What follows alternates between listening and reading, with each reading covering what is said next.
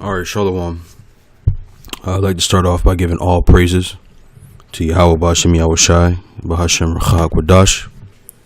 Double honors to the elder apostles of GMS who rule well, and also honor and salutations to those of you who are of the hopeful elect and are out there teaching the word in sincerity and truth. All right, so I just wanted to go over something real quick, something that was on my mind earlier. Something that the elder Adama had spoke to me about. I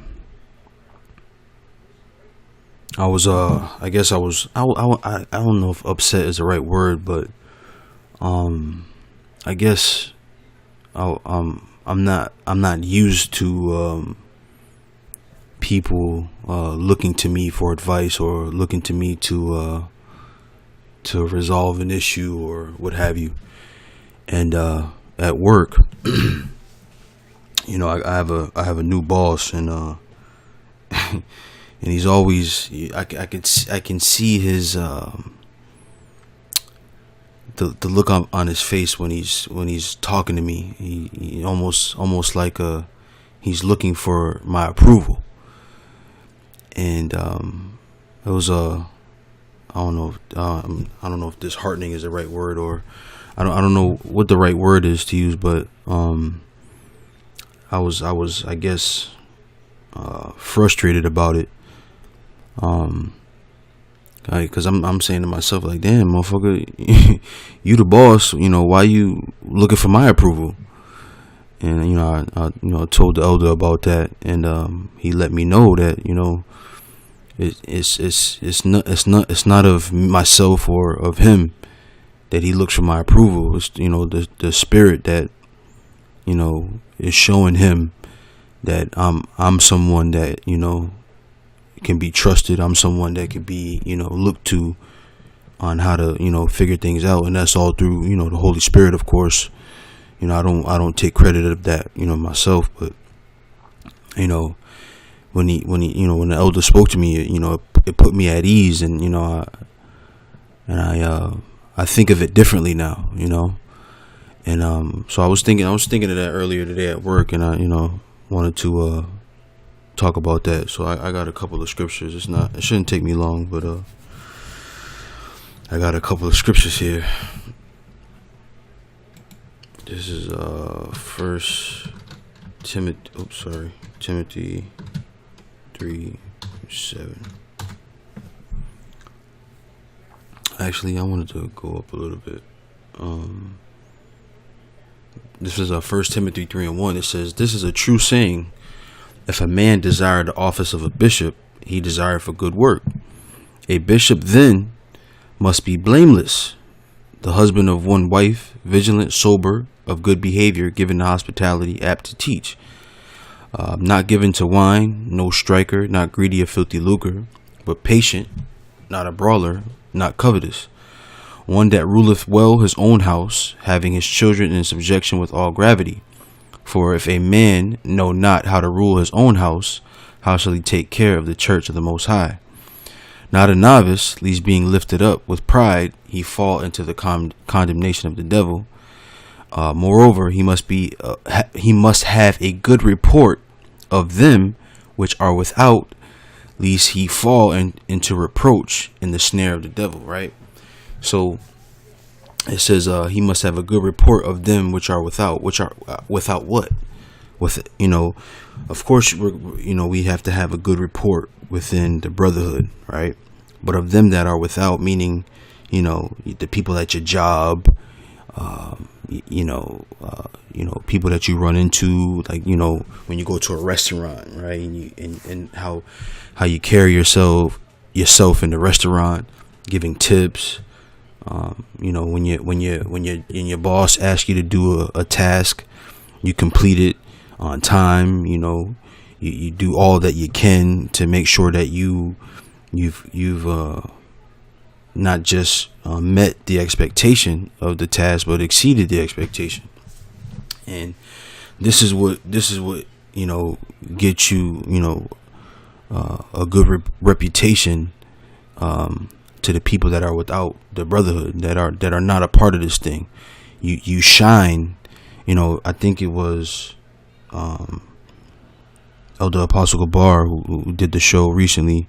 I forget exactly what the topic was, but saying shine made me remember what he said, that the so-called white man back in slavery times used to call us shines, and you got to be a shine. You got to shine to those that are without this brotherhood. Which reminds me, I was watching 12 Years a Slave last night, and Solomon Norfolk he himself was a shine. He stood out amongst the slaves. I forget the slave master's name, but he said they were calling him Platt because that was the name that he was given. And he said, Platt, I must say you are an exceptional. I can't even spit it out. He said you are an exceptional nigga. And it was because he stood out in all the things he did. Everything he did it top level. When he built things, he did it top level. When he was cutting the cane, he did it at a top level. When he was telling the slave master a quicker route through the waters, he did it at a top level, and he stood out. And sometimes it meant good for him, and in some cases it meant bad for him. But that's the price you pay for doing your job the right way. You look at the Lord Yahweh Shai, he was a standout, he was a shine, and in some cases he was treated well because of it, and a lot of times he was treated bad because of it. But that's the price you pay for being righteous. But in any case, being a good report without is a good thing. So let me go to this next scripture.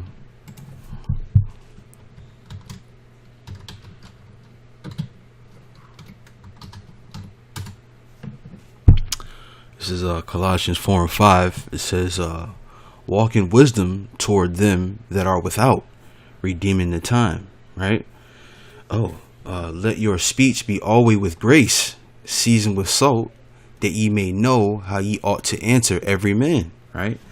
And I sometimes forget, not all the time, but I sometimes forget that there is no separation of what we do in the truth and what we do in our everyday lives. There is no separation of that. The tenets and principles that you've learned in this truth, you have to exercise them outside of the truth, especially when you get plugged into the matrix, so to speak. You have to bear in mind who you are and what you represent. You represent something much bigger than yourselves. And I always think of this when the persecution comes, and people start to talk bad about GMS, I mean more so than they already do when it's mainstream. There are going to be people that come to our defense because of the men that we were outside of this truth. I always think of that. Being our speech being seasoned with salt, as it says here, being with grace. I a personal testimony at work. One of the managers, this is one of the managers at my job. She called me down to her office and told me something personal that was going on in her life. Because she felt like I was the person to tell this story to, and to that I would give her through the spirit of Yahweh Bashim Yahushua the right advice. And I believe I did. So those types of people, they're gonna remember us in these times and be like, nah, not that guy, not him, because he was good to me. He always was kind. He always was respectful. And that's why it's important to be this way. And it made me, the Elder Adama, when we were talking about this, he brought up Joseph. And how, matter of fact, let me go to it. I think that's,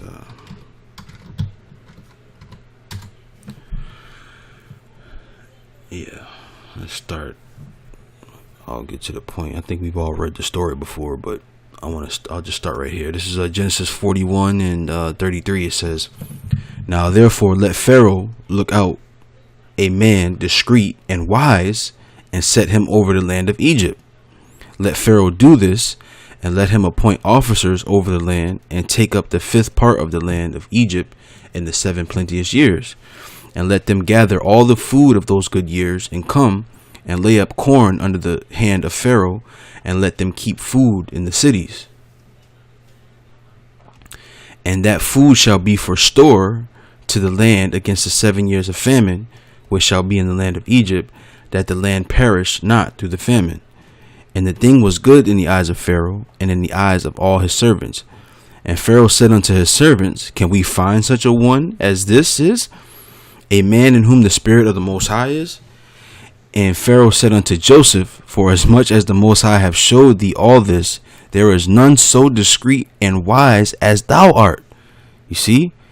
So here it is. Pharaoh has all these wise men and magistrates and so forth and so on, all these servants, but he chose Joseph, a man of the Lord, you know, because Joseph, even in his captivity in Egypt, right, still maintained his integrity in that he kept the ways of the Lord, man. You know, not only when he was amongst his brothers, you know, but also when he was amongst these heathens, and for most of his life, you know, he was around them for most of his life, but he kept the ways of the Most High, and that's why he stood out to Pharaoh, you know. So that was that. I wanted to go here. Let me hear. This is Romans 13:3. Let me see. Maybe there's something above the third verse. Right. It says this. There's verse 1. Let every soul be subject unto the higher powers, for there is no power but of the Most High. The powers that be are ordained of the Most High. Right. So you got some of us, not all of us, but and sometimes I'm guilty of this, where I be like, well, fuck this dude, he's an Edomite, but the Lord set him up over you as your boss or your employer, if you will, So we're supposed to be subject unto them, right? It says, whosoever therefore resisteth the power, resisteth the ordinance of the Most High. Right, we're in captivity. So in this captivity, we got to make sure that, we do our jobs properly, because again, we represent something bigger than ourselves, right? It says, and they that resist shall receive to themselves damnation. For rulers are not a terror to good works, right? So was the ruler of Egypt a terror unto Pharaoh? No, he wasn't a terror unto him. He was actually quite kind to him. He made him second in command of all of Egypt, because of Joseph's good works, right? It says, for rulers are not a terror to good works, but to the evil. Wilt thou then not be afraid of the power? Do that which is good, and thou shalt have praise of the same. You see?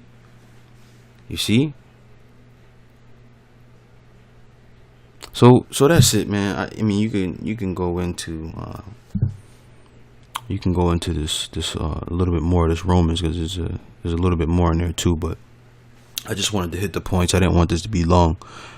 But hopefully that was edifying. I want to give all praises as always to Yahweh Ba'Shem Yahushai, Ba'Shem Rakah Wadash. Double honors to the elder apostles, the GMS who rule well. And also honor and salutations to those of you who are of the hopeful elect. With that, I say shalom.